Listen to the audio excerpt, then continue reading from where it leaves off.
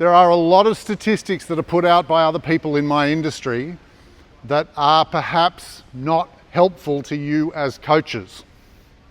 And they're certainly not necessarily helpful to the players you coach.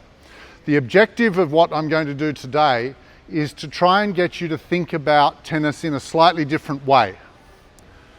Right? To think, and it may not be totally different. We're not trying to reinvent the wheel, but we are trying to get you to think about things a little bit differently. For example, who has heard the statement that tennis is 70% errors? Everyone heard that? Tennis is a game of errors, tennis is 70% errors, right? Who has heard the statement that 70% of tennis is 0 to 4 shots? Everybody heard that one? Right. I want you to picture for a second, and this is in the broad data world of tennis at the moment. Hi guys, here we go. Hey? 2 volunteers. There we go. So, what I want you to think about for a second, and where tennis data, I believe, has gone a little bit wrong over the last several years, is that it's all about what we call big data. It's all about telling kids, this is the way the pros do it across the board, that's the way you need to do it. That's not the way we do it. I want you to think about those two statements for a second. Tennis is 70% errors. Tennis is 70% 0 to 4. If we are giving that message to children, we are telling them, go out and be aggressive, but don't make mistakes. Kind of a mixed message, don't you think? We are giving children the impression that they must finish the rally in the first 4 shots, whilst at the same time telling them, don't make errors.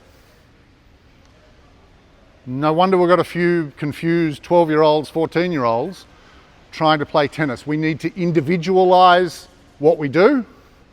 We need to think about what we're saying. So rather than thinking of tennis as a game of errors, as a game of point-ending data, which you've all watched the US Open, I assume, over the last 2 weeks, that's what the TV will tell you. The TV is going to tell you that such and such hit this many forehand winners.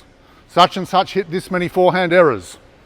And every piece of data you're going to see from that, just about, is about point ending. What I want you to think about, what I'd encourage you to think about, instead of point ending, how does a point start? How long was the rally? Who won the point? They're the 3 things that we as analysts look at, because then we get a story of a point. I'll say them again. Who was serving? How long was the rally? Who won the point? If I group my data that way, I get a much better idea of what's going on with a particular player, rather than going, you made too many forehand errors. That doesn't work. So I'm going to talk a little later about playing in context. I'm also going to talk about how we analyse players and profile players according to 3 different metrics. I want you to think about this. Point number 1, player A, let's assume they're right-handed, serves wide to the deuce. Then they play a forehand to the open court, very common pattern in pro tennis, but becoming more common in junior tennis as you go through the ranks and get older. Wide serve to deuce, forehand to the open court, comes to net, puts the volley away. 5-shot pattern. What about wide serve to deuce? Shot 3 to the open court, comes to net, puts the volley in the net.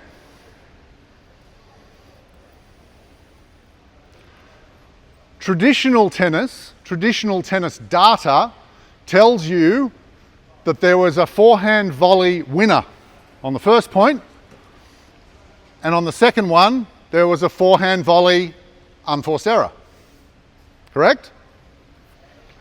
I'd love you to stop thinking about it that way. I'd love you to start thinking about it in terms of pattern and sequence. Pattern and sequence. Tennis is not a game of errors. Yes, it's 70% errors, I don't care, right? Forcing errors is a good thing. Tennis is about patterns and sequences. In that light, if I say wide serve to deuce, ball comes back, forehand to the open court, come to net, put the volley away, that's a successful 5-shot pattern. If you put the volley in the net, it's exactly the same pattern. It's just you didn't execute the last shot. Now, if you are making that volley 7 out of 10 times and winning that point, I'm a happy analyst. You don't need to work on that one too hard. If, on the other hand, you're missing that ball 7 times out of 10, do you necessarily need to work on your forehand volley? Yes, probably, but you also need to work on that pattern. Right? Tennis is a game of patterns and sequences. It is not a game of errors. And I'd love you to take that back to the training court, whatever level you're coaching. Kids need to know that this is a game of sequences. When I'm consulting to a player, it doesn't matter whether they're pro, college, or junior. If I ask the following question, which I always do, it's 4 all, 30 all, you're serving, what do you do? I'll repeat the question. It's 4 all, 30 all, you're serving, what do you do? What do you reckon the most common, so that's a very Australian thing to say, what do you reckon? What do you think the most common answer is amongst teenage players or even 12-year-olds? When I ask that question. Get my first serve in. Get my first serve in. Anybody else? Come on, there's got to be another volunteer with an answer. It's 4 all. What would you do as coaches? Yeah. I would use my best pattern. Use your best pattern. I would serve body. You'd serve body. The most common answer from a child is this.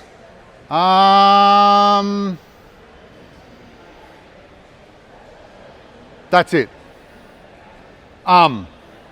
Because they don't know. Second most common answer, I'd serve wide.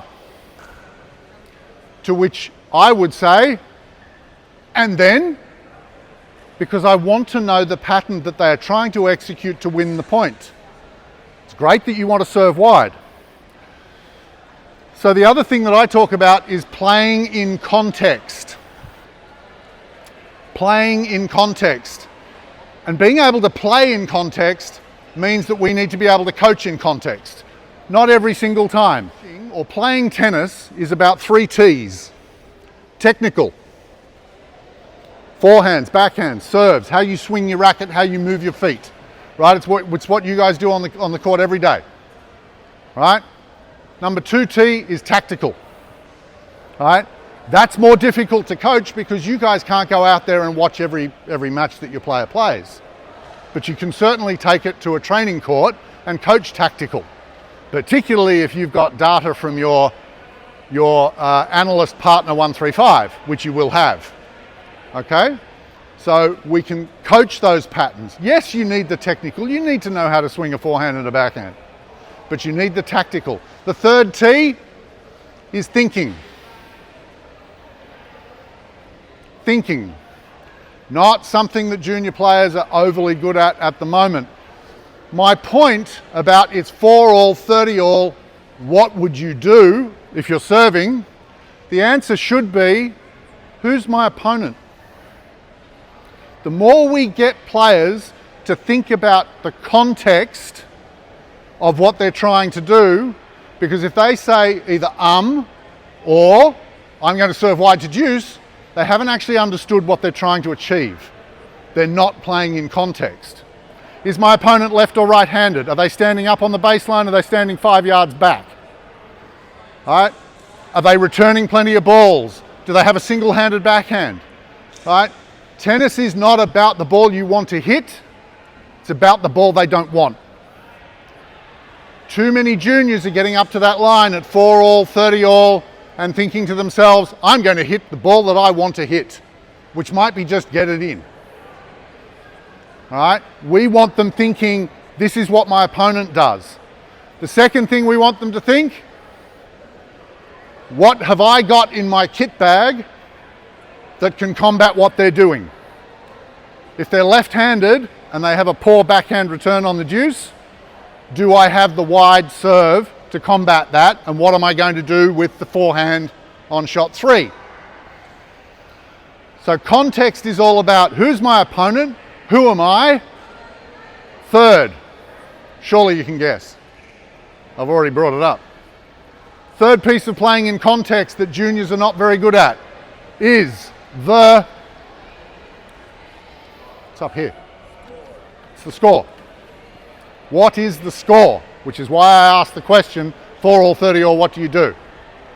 And the last thing we want them to do in playing in context is other factors. Is it windy? Is the sun in their eyes? What's the surface they're playing on? Is it clay? Is it hard court? Is it anything else?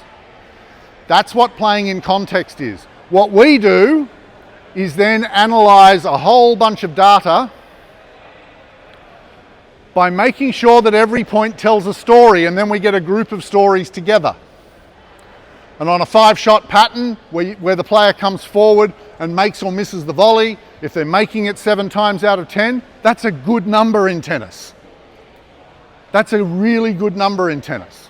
In profiling players, what we do is we look at them on 3 different rally lengths combined. Forget 0 to 4. Doesn't tell you who the server is, doesn't tell you who the returner is, doesn't tell you anything. It just tells you that it was 0 to 4. By the way, does everybody know what a 0 is in that case? Hey? Double fault. It's a double fault. Why is it a 0 though? Yeah, it's actually because it's because Hawkeye can't measure balls that don't go in. So it's a 0. I have a problem with that. I have a problem with that because I want to compare your double faults to your unreturned first serves.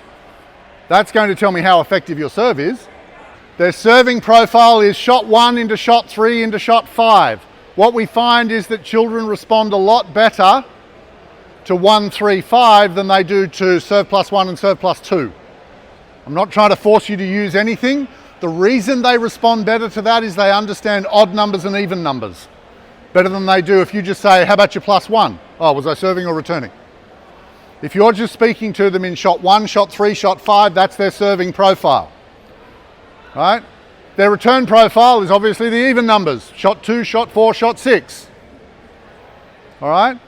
But remember, we want to know about the pattern they've used, right? But data and we as analysts, you as coaches, it's not good enough to say you lost because you made too many errors. Oh, what errors? Forehands. Still not good enough. If you're not answering why, don't even tell them. No point. Most of the pros I've worked with, I don't even use the word error. It's not a positive word. If you talk to them about patterns, not forgetting that you still need a forehand, you still need a backhand, you still need a serve. But you also need to know how those sequences are put together in any given point. Tennis has become very good at coaching the technical, not so good at coaching the tactical. And the thinking part of it, the third T, comes from largely experience. This player hit a forehand and it was an error. That's what the TV tells you. It doesn't tell you that he was serving, doesn't tell you that he was returning. Okay? That's basically like telling a child, get a textbook, turn to the back page and read the end. I don't want to know the story, I couldn't care less. I don't need an introduction, I couldn't care less. I just want you to turn to the back and read the end.